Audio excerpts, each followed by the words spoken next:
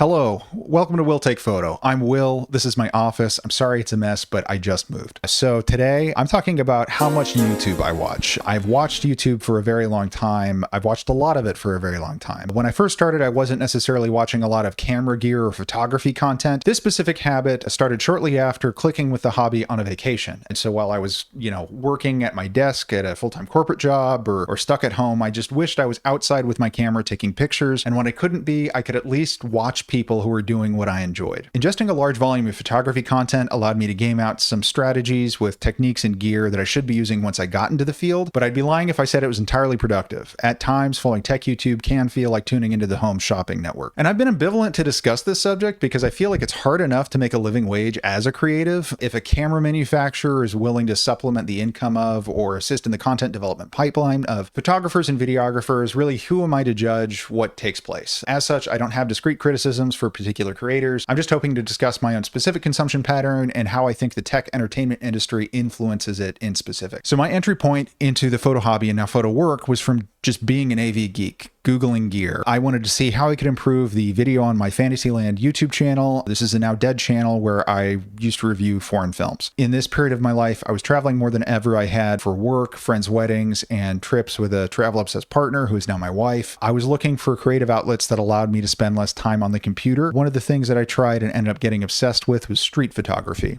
And with regard to technical proficiency, early on, I really didn't even know what full-frame focal length my phone's camera was equivalent to. I hadn't taken a photo class and I had no friends or family nearby that were in the hobby. And while reviewers spent much of their time covering the technical aspects of lens performance, I leveraged their content more to understand what specific focal lengths and camera features were used for than why I would pick this one over another. I had a broad range of questions like, why is a 24mm equivalent lens not used in much portraiture? Why would I want to go wider than 50mm in street? Why does every wedding photographer seem to have a 70-200 2.8 on hand? And why does every creative YouTube channel use Sony cameras, and why does every tech YouTube channel seem to use Red cameras? Well, one, it can stretch facial features. Two, it's hard to shoot fast, unpredictable subjects in a narrow viewport. Three, wedding photographers need to rapidly move in and out of ceremonies, but they don't quite need the range of sports photographers. Four, Sony was an early pioneer in technologies that support single operator presenters. And five, Red cameras offer extremely high image quality, color accuracy, and cutting edge features that appeal to early adopters. But my over-reliance on YouTube and blogs to learn isn't just a matter of external factors. It's also driven by my personality. I like learning things on my own because I can go as fast as I want when I'm really getting a concept and review the same idea ad nauseum when I'm really not. I do enjoy learning at my own pace, but I do also think that I've contracted a few subversive consumerist brainworms as a result of this path. While learning about different focal lengths and features, what the internet generally likes versus what working professionals like, and finally, through all that, what I tend to like, I have churned a lot of used gear. In fact, I was automatically upgraded to an eBay business account early this year because of how much I've sold. So for a quick rundown, eBay takes a 15% fee on every item, and platforms like MBP and KEH will provide a flat offer after evaluating your gear that is typically even lower. So despite generally making good deals, I surely would have saved more money by knowing exactly what I wanted to do and only buying gear that supported that. Crawling in my skin. These wounds may never heal. One of my misadventures involved experimenting with product photography in my living room. I purchased an expensive field camera that I poorly attached R-beam Mamiya lenses to. I also bought a 3-point lighting system. I had fun taking a few shots of audio gear in the style of old audiophile magazine advertisements, but ultimately found that the small dining table in the one-bedroom apartment I shared with a young woman who hated clutter wasn't an adequate studio space. So this format of photography would have to wait for the time being. Photography has many different genres, job types, and styles. Different gear can assist in those different formats. I think it's fair to want to experiment. You're not going to know what you like until you do have some exposure to it, but that can also lead to some clutter. I also think it's a good idea to think of the spaces you have access to and take those constraints into account. Unfairly, experienced professionals often know how to accomplish jobs with as little as possible, which provides a distinct cost advantage, but they had to learn the hard way too. Event, wedding, and engagement photography all requires a lot of skill, but the venue in each case is provided to the photographer free of charge. So long as you have friends and family who are willing to recommend you to the cheap folks folks in their network you can get some practice in. It does require different gear, however. Many events, weddings especially, go well into the night. You typically want some fast zooms, a 24-70, 70-200, possibly a 16-35, to capture reasonably still motion on the dance floor. You want strong fluency with flashes and familiarity with the color and shape of the locations you're shooting. This isn't the kind of gear that I want during my travel or street photography sessions. I'd rather have a fairly compact zoom and a couple of bright primes for when the light turns, because in public spaces, it's as much about being unobtrusive as anything else. These formats are what I'm pursuing for the time being because I enjoy them and I currently have access to them. I'm certainly interested in other types of photography, but I only have so much time in the day, budget, and space, and I can always give different types of shoots a shot in the future. I do think that having a few lenses and even bodies on rotation can be helpful, as using different setups and targeting different deliverables keeps photography feeling like play. When I've shot the same type of thing too much or used the same set of lenses too much, I can feel my momentum slow. I do think there's a middle ground to be had, however. When I'm spending more of my time getting rid of gear or gear hunting, I am editing and shooting fewer photographs.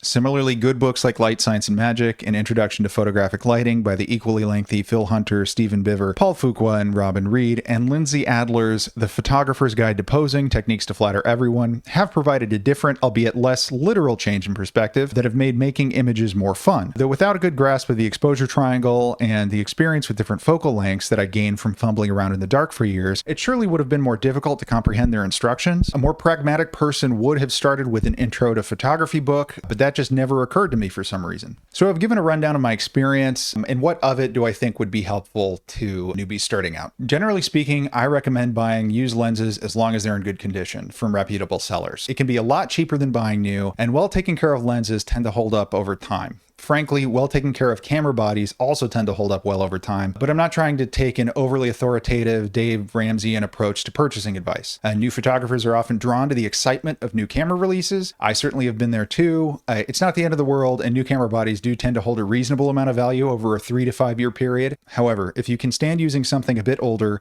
there are a lot of great bodies out there that the community speaks highly of. The longer I spend in the photo community, the more I lean on legacy information and longevity sentiment from fans. Certain cameras like the Fujifilm X-T3, GFX 100S, Panasonic GH5, and Sony a7 III and 3S are older and less expensive, but within the sub-Fuji, Panasonic, and Sony communities, they are legendary. They still deliver impeccable capability for the cost. Canon and Nikon haven't been in the mirrorless camera game quite as long, so they don't have as many really fantastic used options, but their newest offerings are great. I think the Canon R5 II and the Nikon Z6 III are going to be hard to beat down the line. One day RF lenses will be so prolific that you won't need to refinance your home to buy a full L-line set, but we're just not there yet. If you don't have the self-restraint to buy a used camera, I understand. At times, I am one of you, but there really is a world of good gear out there that performs similarly to what's being advertised in the here and now. When I started, I personally knew early on that I wanted better images than my phone could provide, but from the outset, I found the world of photography and videography gear confusing. I tried a couple of compact zoom cameras that occasionally beat my phone, but often found they made worse auto exposure and autofocus decisions. Things didn't really start to click for me until I had an interchangeable lens camera of my own with fully manual controls, a Fujifilm X-T4. Frankly, I think specifically having the exposure controls visible on the top plate was a very helpful reference point for me. If an image turned out poorly or particularly well, I could start to diagnose why just by looking at the top plate. Fuji's X-mount also has a lot of good small primes that help me develop a sense of what particular focal lengths were best suited for. It might sound unintuitive, but experience with fully manual shooting and primes put me in a position to use zooms and automated exposure modes more effectively. I'm more decisive and I can plan photo shoots more effectively and spend more time thinking about my subjects because I intuitively know better how to expose the shots that I want. So breaking it down even more, like what could you take away from this? So if you're interested in the hobby but don't know where to start, I recommend getting a digital mirrorless camera, a 24 to 70-ish standard zoom, or whatever would come in a kit, a prime in the 24 to 35 millimeter range, and a prime in the 50 to 90 millimeter range.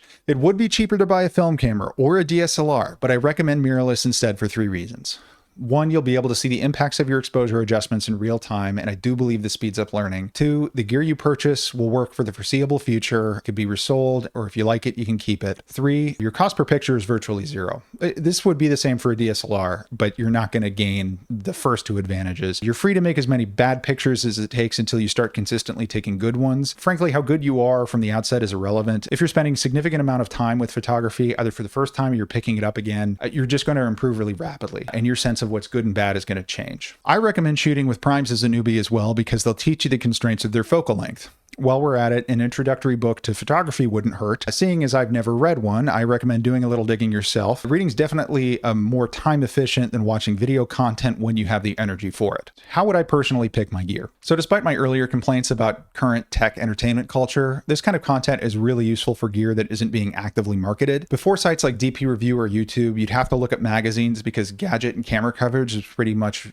rare on TV, and what was on TV frankly wasn't on demand. Even better, forums, scan manuals, and YouTube tutorials can provide technical support on cameras that are now out of production. Archive.org is a great resource for those scans. The film camera resurgence probably wouldn't be as big as it was without the online communities that have supported them in the decades after their manufacturers stopped. Without the advertising incentive to create content around tech, I don't think there'd be as much of it, and while I do find the conspicuous consumption culture around content creation and photography unhelpful, these reviews are certainly beneficial as reference. Thank you for watching my video about photography media. I enjoyed digging into some thoughts I've had over the years, and I tried to provide some information that I would have liked to have as a younger photographer. Please like, subscribe, and send me good pictures. For my photographs, go to Will Take Photographs on Instagram. To book me, go to willtakephoto.com. Take care.